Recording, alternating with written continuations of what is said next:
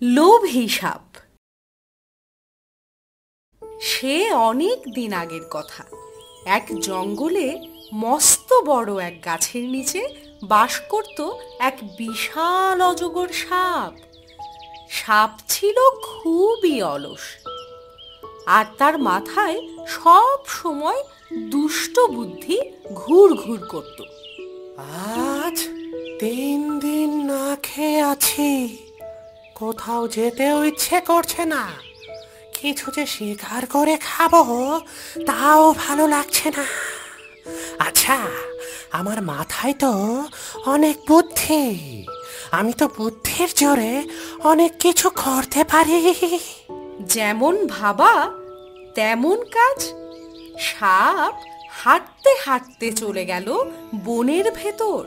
তার মাথায় তখন দুষ্ট বুদ্ধি ঘুরছে। সামনেই তো মোরকের বাসা, ওর তো 3টা বাচ্চা আছে। যাই, বুদ্ধি করে ওর বাচ্চাই খাবো আগে। সাপ কিছু দূর এগিয়ে গিয়ে দেখলো মুরগির 3টি বাচ্চা খেলা করছে। সাপ এদিক ওদিক তাকিয়ে একটা বাচ্চাকে ধরে গিলে ফেলল। আহ, কি স্বাদ! যাই, এখন মোরগের কাছে যাই। সাপ একটু দূরে গিয়ে দেখলো মুরগি একটা ঝোপের পাশে খাবার খুঁজছে। সাপ মুরগির কাছে গিয়ে বলল, মোরগ, তুমি এখানে বসে আছো, আর ওদিকে শেয়াল তোমার বাচ্চা নিয়ে গেছে একটা। কি বলছো এসব তুমি সাপ ভাইয়া? শিয়াল আমার বাচ্চা নিয়েছে? আমার কথা বিশ্বাস হচ্ছে না? এক্ষুনি গিয়ে দেখো। সাপের কথা শুনে মন খারাপ করে মুরগি চলে গেল। সাপ তখন একটু মুচকি হেসে বনের আরো গভীরে চলে যায়। কি বুদ্ধি আমার! আমি মোরগের বাচ্চা খেয়ে শেয়ালকে ভাসিয়ে দিলাম। কি বুদ্ধি আমার! কিন্তু একটা মোরগের বাচ্চা খেয়ে তো পেট ভরলো না, আরো খেতে হবে। একটু সামনেই ছুটোছুটি করছিল এক হাঁস। সাপ তার কাছে গেল আর বলল, কি গো হাঁস, একা একা ছোটাছুটি করছো যে? আর বলো না ভাই, 2টা বাচ্চাকে 3 বেলা খাওয়াতে প্রাণ বেরিয়ে যাচ্ছে। তোমার বাচ্চা হয়েছে আর আমি জানি না? কোথায় আছে ওরা? দেখি একবার। ওই গাছের ওপাশেই আছে, দেখো গিয়ে। সাপ হাঁসের কথা শুনে গাছের ওপাশে চলে যায়। হাঁস একবারও সাপের দুষ্টু বুদ্ধির কথা বুঝতে পারেনি। সাপ গিয়ে দেখে হাঁসের বাসায় ফুটফুটে 2টো বাচ্চা। আহ, কি সুন্দর তুলতুলে নরম বাচ্চা! না জানি এর মাংস কতটা নরম হবে, এক্ষুনি পরীক্ষা করা যাবে।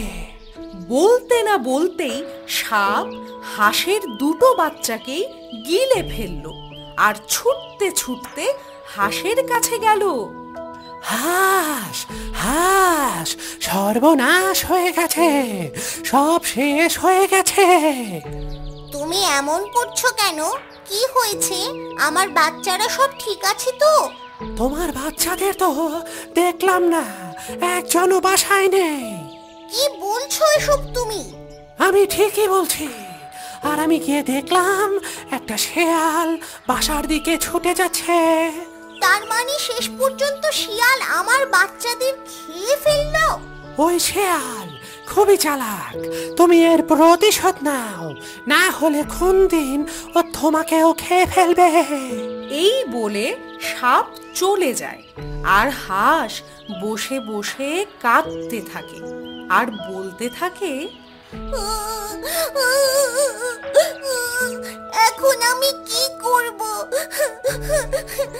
এত বড় শিয়ালের সাথে আমি কি করে পেরে উঠব? এক কাজ করতে পারি, আমি বাঘ মহারাজের কাছে নালিশ দেব। এদিকে মুরগিও শিয়ালের বিরুদ্ধে নালিশ দেওয়ার জন্য বাঘের কাছে রওনা দেয়। পথে দেখা হয় হাঁসের সাথে। এ কি হাঁস, তুমি কোথায় চললে? বাঘ মহারাজের কাছে যাচ্ছি শিয়ালের বিরুদ্ধে নালিশ দিতে। ওই পাজিটা আমার বাচ্চাদের খেয়ে ফেলেছে। আমিও তো বাঘের কাছেই যাচ্ছি, শিয়াল আমারও একটা বাচ্চাকে খেয়ে ফেলেছে। এরপর দুজনে বাঘের গুহার উদ্দেশ্যে রওনা দিল। এদিকে সাপের লোভ তখন অনেক বেড়ে গেছে, সে আরো মাংস চায়। এত বুদ্ধি আমার, এবার এক কাজ করি, যাকে এতক্ষণ ফাঁসিয়েছি তার বাচ্চার মাংস খেয়ে এই বন থেকে পালাই। সেটাই ভালো হবে। সাপ শেয়ালের বাড়ির উদ্দেশ্যে চলে গেল। এদিকে বাঘ দুপুরবেলা বিশ্রাম নিচ্ছিল, তখন হাঁস আর মুরগি আসে। ক্ষমা করবেন মহারাজ, আমরা বড় বিপদে পড়ে এসেছি। বিপদ?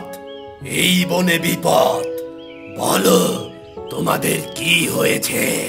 এরপর বাঘ হাঁস আর মুরগির কাছে সব শুনল, আর শুনে রাগে ফেটে পড়ল, আর তক্ষুনি ওদের নিয়ে শিয়ালকে শাস্তি দেওয়ার উদ্দেশ্যে বেরিয়ে পড়ল।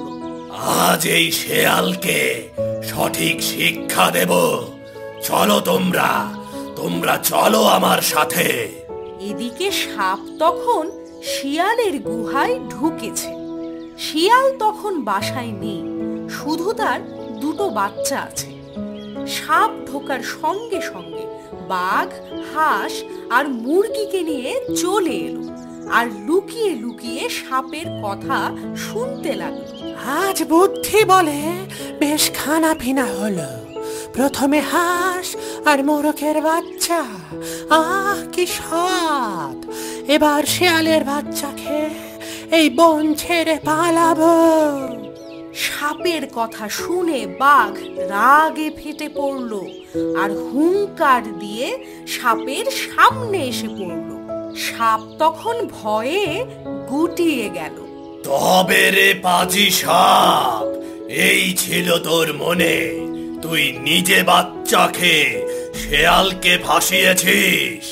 আমাকে ক্ষমা করুন মহারাজ, আমি আর কখনো এমন করব না। আমাকে মারবেন না মহারাজ। তুই হাঁস আর মোরগের বাচ্চা খেয়েছিস, এখন আবার শেয়ালের বাচ্চা খেতে এসেছিস।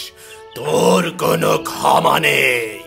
এই বলে বাঘ সাপকে পা দিয়ে চেপে ধরে মুখ দিয়ে টেনে ছিঁড়ে ফেলল। সাপ একটা আর্তনাদ করে মারা গেল। ঠিক তখন আসলো শেয়াল। এ কি মহারাজ, আপনি কি হয়েছে? এক পাজি সাপ নিজে অপরাধ করে তোমাকে ফাঁসিয়ে দিয়েছিল। আমরা সঠিক সময়ে না আসলে সাপ তোমার বাচ্চাদেরকেও খেয়ে ফেলতো। আপনাকে অশেষ ধন্যবাদ মহারাজ। এরপর আর কোনো সমস্যা রইল না বনে। বাঘের রাজত্বে বেশ সুখে শান্তিতে দিন কাটাতে লাগলো সবাই।